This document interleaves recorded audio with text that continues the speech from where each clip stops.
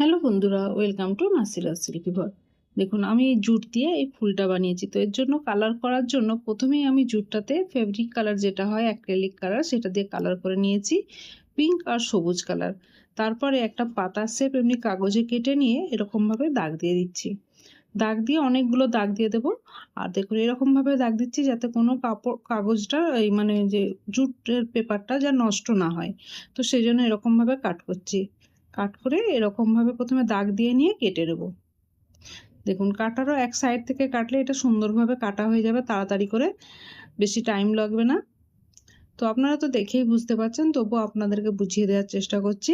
তো এরকমভাবে অনেকগুলো পিস কেটে নেব, নিয়ে কিছুতে এরকমভাবে মাঝখানে অল্প একটু কাট দিয়ে দেবো, দিয়ে একটার উপর একটা গ্লু দিয়ে চিটিয়ে দেবো। দিলে গিয়ে এটা একটা কোণ মতো শেপ আসছে।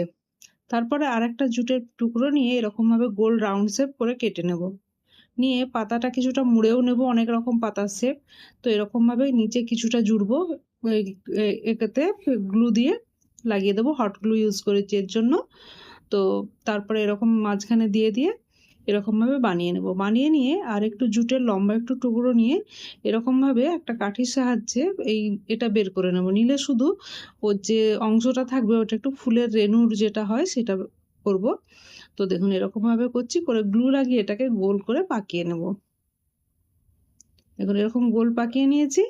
নিয়ে এবারে উপরে প্রথমে হলুদ কালার দিয়ে ফেব্রিক কালার এটাও দিয়ে লাগিয়ে নেব। নিয়ে তার উপরে একটু ব্ল্যাক টাচ দিয়ে দেবো, দিলে এটা সুন্দর লাগবে। দিয়ে আবার এটা গ্লু দিয়ে চিটিয়ে নেব ওর মাঝখানে।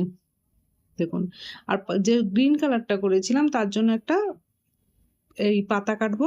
আর এটা যে লোটাস বানাচ্ছি কি পদ্ম ফুল বানাচ্ছি দেখে বুঝতে পারছেন। তো এরকমভাবে এটা একটু পদ্ম ফুলের পাতার মতো শেপ করে কেটে নেব।